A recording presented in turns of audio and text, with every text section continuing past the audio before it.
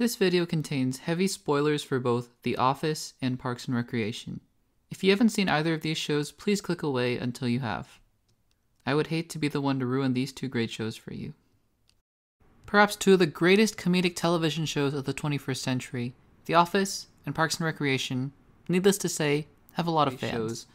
And while they may not be two of my all-time favorite shows, what they do have going for them is rewatchability. I do believe that these two pieces of entertainment are the most rewatchable pieces of television out there today. No matter what you're doing, you could put on any episode of The Office or Parks and Recreation and still have a great time. You don't necessarily have to be focusing your full attention on these shows, but even just having these episodes on in the background is good enough.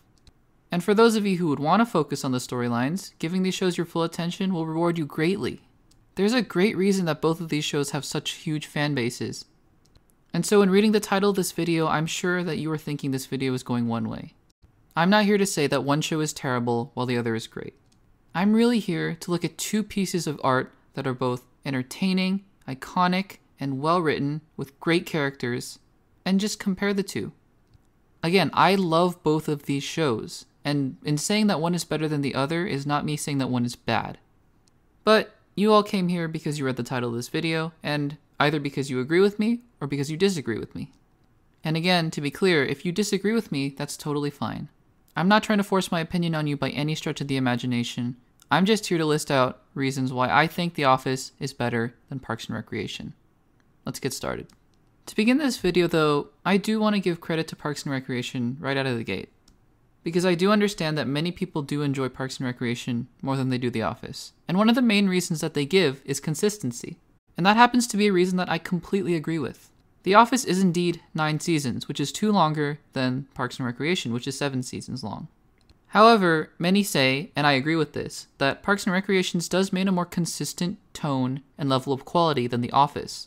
And indeed, in seasons 7 through 9, The Office does begin to lose its wit and its charm after the departure of Michael Scott. The void that Steve Carell's character, Michael Scott, leaves in the show becomes so completely apparent in the latter 2 seasons of The Office. Parks and Recreation already has a huge advantage over The Office because it doesn't have this problem. If Amy Poehler's Leslie Knope were to have left in seasons 4 and 5, then the show would have derailed, absolutely. Because it's pretty clear that Leslie Knope is the equivalent to Michael Scott, at least if you're drawing one-to-one parallels.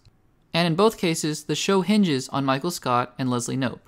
For Parks and Recreation, it would have been almost impossible to have the show lie on the shoulders of Andy Dwyer, April Ludgate, or Tom Haverford. And this leads me to one of my main points about why The Office is stronger than Parks and Recreation. In my eyes, the characters in The Office are more well-written and stronger than those in Parks and Recreation. Now going back to a point I made earlier, I do think it's easy to draw one-to-one parallels between The Office and Parks and Recreation, considering that Parks and Rec was originally supposed to be a spin-off of The Office and was created by the same showrunners, Greg Daniels and Mike Schur. Leslie and Michael are clearly meant to be equivalents, as are Jim and Pam and Andy and April. Ron Swanson and Dwight Schrute share many similar characteristics, and in my eyes, you could even draw a parallel between Kevin Malone and Jerry Gergich as a bumbling comic relief character in the background. Now I understand, I'm oversimplifying it. Clearly not everything between Leslie Knope and Michael Scott line up, and the same goes with Jim and Pam and Andy and April. However, I am saying this to point out that there are clear molds that the showrunners and writers of Parks and Recreation were trying to fill, and there's little doubt to me that they looked to the success of The Office and their characters to fill in those characters for Parks and Recreation. What I think distinguishes Parks and Recreation and The Office in terms of characters is that The Office, I believe, has more real, nuanced, three-dimensional characters, while Parks and Recreation suffers from what I call characterization. To me, it's very hard to box in a lot of these Office characters into set roles and defined expectations. Sure, you have characters like the aforementioned Kevin Malone, who do fit into the caricature of the bumbling Office comedic relief, but look at characters like Dwight Schrute and Jim. How does one define Dwight Schrute? In my eyes, that question is actually much harder than it seems on the surface, because Dwight has many, many layers to him. Do you simply call him a beet farmer, a hardworking salesman, constantly irritated with Jim? Do those 3 things sum up his character? What about Jim Halpert? To say that he is a hardworking office salesman with a penchant for fun and pranks doesn't do his character justice. There are so many different layers and nuances between these two characters that are fleshed out within the 9 seasons. However, if you do look at their quote-unquote equivalents in Parks and Recreation in Andy and April, I do believe that they do fit the caricature molds better than those in The Office. These two characters and their character arcs remain mostly stagnant in Parks and Rec. While, yes, things happen to them, like Andy Dwyer getting his own television show or the two getting married, these actually don't have a huge impact on their characters. Let's compare the two weddings between Jim and Pam and Andy and April. Niagara, the wedding for Jim and Pam, was what the show had been building up to for 6 seasons. Season 1 saw the flirtation, while Season 2 saw more will they won't they with Pam being distant. In Season 3 we saw Jim being distant until they finally got together in Season 4, they became engaged in Season 5, and then they finally got married in Season 6, and later had kids. As you can see, this is a complete character arc for these characters. You start off with a very natural character progression until you reach the apex, which is the wedding. While I do understand the showrunners' need to differentiate the wedding for Andy and April, and while I also understand that they wanted to use it more for comedic effect, it really didn't affect their character growth. Andy and April fit into caricatures. Even in marriage, they stay mostly the same character through all 7 seasons. Andy is, well, let's face it, he's dumb. And the showrunners play off of that for comedic effect, but that doesn't change throughout the rest of the season. You see very little character growth for Andy Dwyer. Likewise, April Ludgate starts out the show as a very cynical, sarcastic intern, and ends the show as a, well, sarcastic, cynical employee at a hiring agency. Again, I understand that this is a huge oversimplification of these two characters, but I just want to give broad strokes so that you guys understand why I feel the way that I do. And that leads me to my second point, which is consistency. It is definitely a positive that I think Parks and Rec has over The Office, but I also believe that it can be a double-edged sword. With Parks and Recreation, every single episode you know exactly what you're going to get. With The Office, I remained invested every single episode, wanting to watch the next one immediately afterwards because I love these characters and their dynamic relationship. These characters were changing, they were experiencing real growth. You wanted to watch the next episode in Season 2 because you wanted to see how Jim and Pam's relationship was going to progress. For Parks and Recreation, it didn't really matter to me that much. For Parks and Rec, I found myself saying many times, oh, I'll just watch the next episode tomorrow. There was never that sense of urgency because I knew exactly what I was going to get every single episode. There was going to be some hijinks and it was going to get resolved. That's it. There seemed to be very little lasting consequence in each episode. You had overarching stories, of course, like Leslie running for city council, but at the end of the day, what do they reveal about her character?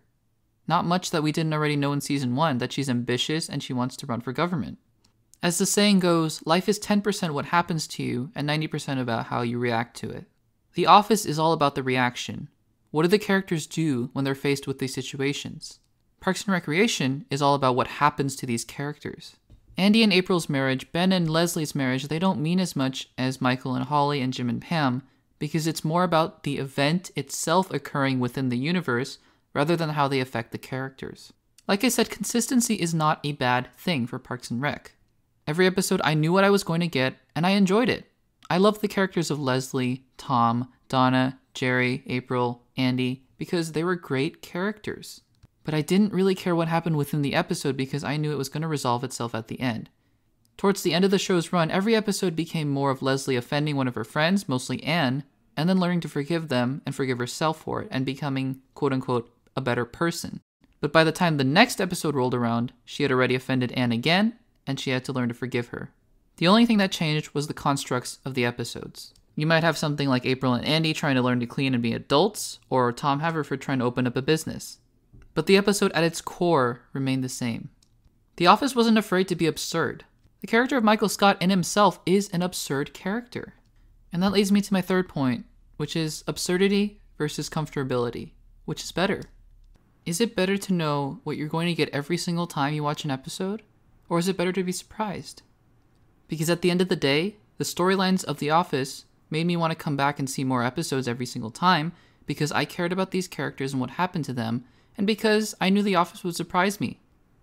I never really got comfortable with The Office, but in a good way, because I understood that while the confines or the framing of the show, which is in The Office, would stay the same with the characters going about their daily lives as office employees, what the characters would go through would change.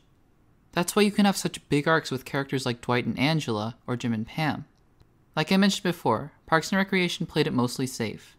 In exact opposite fashion of The Office, the framing of that show changed all the time, with Leslie moving to different cities because of the increased budget of the show. This was something that The Office couldn't do as much because they were new and they were getting their footing. Parks and Recreation was able to go to different places all the time, changing the constructs and confines of the show. However, again, in stark contrast to The Office characters, what happened to the characters and with the characters rarely changed.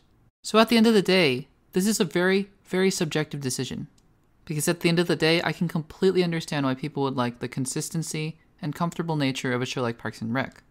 But for me personally, I enjoy the characters and the character growth and the absurdity and surprises that The Office brings, which is why I think The Office is better than Parks and Recreation. Comment down below with which show you like more, The Office or Parks and Rec. There's no wrong answer here, and I think both shows are great. If you disagree with what I say, that's totally fine. Just remember to be respectful in the comments down below so we can have a good discussion. Make sure to give this video a like and subscribe to the channel if you haven't already. And if you want to check out some more content, check out the videos on the screen right now. Thanks for watching, and I'll see you in the next one.